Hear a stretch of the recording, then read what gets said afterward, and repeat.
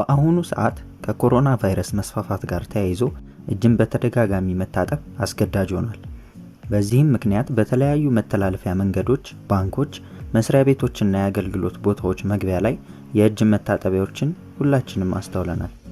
እነዚህ የእጅ መታጠቢያዎች ላይ ያለው ትልቅ ችግር ከንክኪ ነፃ ለመሆናቸው ነው። አይበለውና አንድ ሰው ቫይረሱ እጁ ላይ ያለ እንበል። ከዛም ቧንቧ ከፈተና እጁን ታጥቦ ንጹህ ካረገ በኋላ ቧንቧውን መልሶ ሲዘጋው ቅድም ሲከፍት ያስቀመጠውን ቫይረስ ይዞት ሄደ ማለት ነው። ስለዚህ በዚህ ቪዲዮ እንዴት ከንክኪ ነፃ የሆነ የእጅ መታጠቢያ በቤታችን መስራት እንደምንችል እንመለከታለን።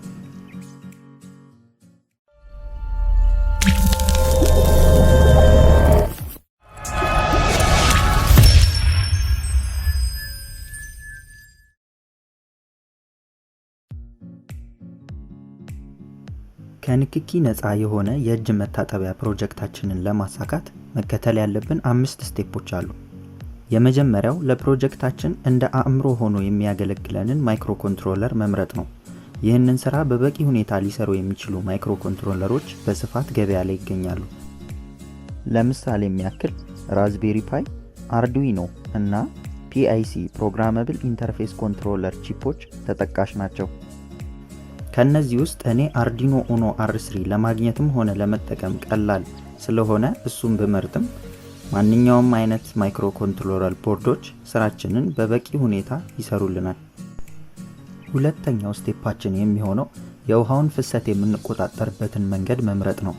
የመጀመሪያውና ተመራጭ የሚሆነው ሶሎኖይድ ቫልቭ ቢሆንም እሱን ገበያ ላይ ማግኘት ስላልቻልኩኝ ሌላ አማራጭ ለመጠቀም ወሰንኩ። ሞተር ብንጠቀም ከሞተሩ በፊት መጠቀም ያለባችሁን የቧንቧ አይነት ስትመርጡ መጠንቀቅ አለባችሁ። በተቻለ መጠን የምትጠቀሙት ቧንቧ ስስና በቀላል ጉልበት የሚዞር መሆን አለበት። በተጨማሪም እንደዚህ አይነት 90 ዲግሪ ቧንቧዎችን ብትጠቀሙ ብዙ ስራ ያቀልላችኋል። ወደ ሞተሩ ሐሳብ ስንመለስ በመጀመሪያ ልጠቀም ያሰብኩት ብረሽድ ዲሲ ሞተር ነበር። ይህንንም ዲሲ ሞተር ከአርዲኖ በመናገኘው ሲግናል ዙረቱን በL293D ሞተር ድራይቨር IC በመጠቀም ለመቆጣጠር ማለት ነው። ይህ ሐሳብ ያልተሳካበት ሁለት ዋና ምክንያቶች አሉ። አንዱ ሞተሩ ለመንቀሳቀስ ከአርዲኖ የተለየ የኃይል ምንጭ መፈለጉ ነው። ይህም የፕሮጀክታችንን ክብደት፣ ትልቀትና ወጪ ጨምርብናል። ሁለተኛው ምክንያት የዙረቱ አንግልና ፍጥነቱን መቆጣጠር አስቸጋሪ በመሆኑ ነው።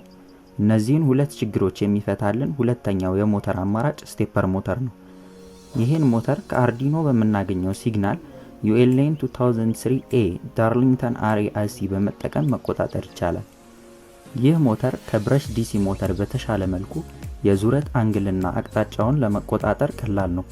የተለየ የኃይል ምንጭ እንዳያስፈልገንም አነስ ያለውን 28 BYJ ስቴፐር ሞተር መጠቀም እንችላለን። እዚህ ሞተር ላይ ያገኘው ትልቁ ችግር ደግሞ የዙረት ፍጥነቱ ነው። እዚህ ዳታ ሺቱ ላይ እንደምንመለከተው የዚህ ሞተር ከፍተኛ የዙረት ፍጥነት በደቂቃ ከ10 እስከ 15 ዙረት ብቻ ነው። ይህም ማለት ለአንድ ሙሉ 360 ዲግሪ ዙረት ከ4 እስከ 6 ሴከንድ ይወስድበታል ማለት ነው። እኛም የምንፈልገውን 90 ዲግሪ ዙረት ለመዞር ደግሞ 1 ሰከንድ። ስራውን ለመስራት በቂ ቢሆንም ውሃውን የሚከፍትበትና የሚዘጋበት ፍጥነት በጣም ቀርፋፋ በመሆኑ ለውሃ ብክነት ይዳርገናል። ፍጥነት ያለው ስቴፐር ሞተር እንጠቀም ካልን አሁንም ለተጨማሪ ወጪና ክብደት ልንዳረግ ነው። ስለዚህ ወደ መጨረሻውና ከላይ የተነሱትን ችግሮች ሁሉ ሊፈታልን ወደሚችል ሶስተኛ የሞተር አይነት ለመሄድ እንገደዳለን። SG90 ሰርቮ ሞተር። ይህ የሞተር አይነት የተለየ ኃይል ምንጭ አይፈልግም። ከአርዲኖም በመናገኘው 5 ቮልት ያለምንም ችግር መንቀሳቀስ ይችላል። የተለየ የመቆጣጠሪያ ICም አይፈልግም። አጠቃቀሙንም ስንመለከት የዙረት አቅጣጫውን ኮዲንጉ ላይ የምናስቀምጠው በአንግል ስለሆነ ብዙ ስራ ያቀልልናል። ፍጥነቱንም ብንመለከት 60 ዲግሪ ዙረት ለመዞር የሚወስድበት 0.15 ሰከንድ ወይም 150 ሚሊ ሰከንድ ነው። እኛ የምንፈልገውን 90 ዲግሪ ለመዞር ደግሞ 0.225 ሰከንድ ወይም 225 ሚሊ ሰከንድ ማለት ነው። ይህም ከስቴፐር ሞተሩ በ77.5% ያነሰ ነው። ፐርፌክት። አሁን የፕሮጀክታችንን አእምሮና የውሃ ፍሰት መቆጣጠሪያ ምርጠናል። ሶስተኛው ስቴፕ የሚሆነው ለፕሮጀክታችን አይን መምረጥ ነው። እጅ ከቧንቧው ስር መኖር አለመኖሩን እንዴት ልናቅ እንችላለን? ይህንን ስራ የሚሰሩ ብዙ ሴንሰሮች አሉ።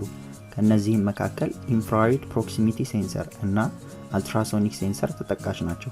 እኔ የተጠቀምኩት አልትራሶኒክ ሴንሰር ነው፣ ምክንያቱም እጄ ላይ ያለኝ እሱ ስለሆነ ነው። ሁሉም ሴንሰሮች ስራውን በበቂ ሁኔታ ስለሚሰሩልን ለማግኘት የቀለላችሁን መጠቀም ትችላላችሁ። አልትራሶኒክ ሴንሰር የሚሰራው ከፍተኛ ፍሪኩዌንሲ ያለውን ወይም አልትራሳውንድ የሆነ ድምጽ በትራንስሚተሩ በኩል በመልቀቅና ተጋሽቶ የሚመለሰውን ኢኮ ድምጽ በሪሲቨሩ በኩል በመቀበል ድምጹ ሄዶ ለመመለስ የወሰደበትን ጊዜ ካልኩሌት በማድረግ ነው። አራተኛው ስቴፓችን የሚሆነው ለፕሮጀክታችን የሚሆን የኃይል ምንጭ መምረጥ ነው። እርግጥ ነው ማንኛውም ከ5 እስከ 20 ቮልት የሆኑ ዲሲ ሰፕላዮችን መጠቀም እንችላለን። ለምሳሌ እንደዚህ አይነት 5 ቮልት የስልክ ቻርጀር ወይም ይሄንን 12 ቮልት ሰፕላይ መጠቀም እንችላለን። ነገር ግን ይሄንን ፕሮጀክት ለመተግበር የታሰበው ከቤት ውጭ ከሆነ ሶኬት ማግኘት አስቸጋሪ ሊሆን ይችላል። ለዚህም ተንቀሳቃሽ የሆነ ፓወር ባንክ መጠቀም እንችላለን። ይሄንን ፓወር ባንክ በቤታችን ሰክተን ፉል አድርገነው የፈለግንበት ቦታ ወስደን ለተወሰነ ሰዓት መጠቀም ይቻላል። እዛው ባለንበት ቦታ ቻርጅ ማድረግ ብንፈልግስ?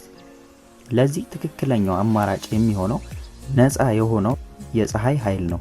ይህንን የሶላር ፓወርድ ፓወር ባንክ እንዴት እንደሚሰራ ማየት ለምትፈልጉ ቲክቶክ ላይ #ኢትዮትሮኒክስ ብላችሁ በመግባት ማግኘት ትችላላችሁ።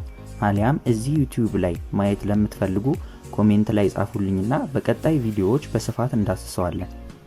አምስተኛውና የመጨረሻው ስቴፓችን የሚሆነው ሁሉንም የመረጥናቸውን ነገሮች ለአገልግሎት በሚውል መልኩ መገጣጠም ነው። በመጀመሪያ የተመቸንን የውሃ ማጠራቀሚያ ታንከር እንመርጣለን። እኔ ይሄንን 19 ሊትር የውሃ ኮዳ መርጫለሁ። ቢሆንም ጄሪካን፣ ባሊ ወይም በርሜል መጠቀም እንችላለን።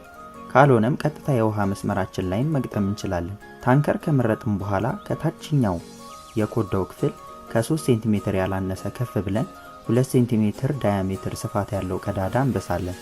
ከዚያም በኋላ ቅድም የመረጥነውን 90 ዲግሪ ቧንቧ እናመጣለን። ያነሰ ጉልበት ተጠቅመን ቧንቧውን ለመክፈትና ለመዝጋት እንዲረዳን ሙሉውን ርዝመት እንጠቀማለን። 2.8 በ5 ሴንቲሜትር የሆኑ ጠንከር ያሉ 4 ማዕዘን ፕላስቲኮችን ቆርጠን እናመጣለን።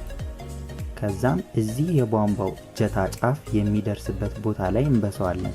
በመቀጠልም ሆት ግሉ በመጠቀም እናጣብቀዋለን።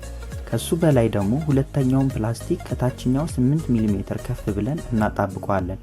ከፍታውን ለማግኘት እኔ የተጠቀምኩት ብሎን ቢሆንም ማንኛውም ከ8 እስከ 12 ሚሜ ርዝመት ያለው ነገር መጠቀም እንችላለን። ከዛም ከቧንቧው ሴንተር ትክክል የላይኛው ፕላስቲክ ላይ ለሰርቮ ሞተራችን የሚገጥም እንደዚህ አይነት ጊር በአሚር እናጣብቃለን። እዚህም ከደረስኩ በኋላ በጣም አስቂኝ ስህተት እንደተሳሳትኩ ገባኝ። ለካ ቧንቧውን በብሎን የሚታሰርበትን ቀዳዳ ሸፍኘዋለሁ። ስለዚህ ያጣበኩበትን ሆት ግሉ በመበየጃ ድጋሚ በማቅለጥ እጀታውን ካወጣሁት በኋላ እጀታውን መልሼ ቧንቧው ላይ አስሬ እንደነበረው ገጠምኩ። ከላይ በአሚር ያጣበኩትን ጊርም ለበለጠ ጥንካሬ ሆት ግሉ ጨመርኩበት። አሁን ቧንቧችንን ቅድም በስተን ያዘጋጀነው ታንከር ላይ እንገጥማለን። በመቀጠልም ውሃ እንዳያፈስብን የቧንቧውን ዙሪያ በሆት ግሉ እንሸፍነዋለን። ቀጣዩ ስራችን የሚሆነው አልትራሶኒክ ሴንሰራችንን በአመቺ ቦታ ላይ ማጣበቅ ነው። እኔ ይሄንን ቦታ አመቺ ሆኖ አግኝቼዋለሁ። የተለየ ሐሳብ ካላችሁ አሁንም ኮሜንት ላይ መጻፋችሁን አትርሱ።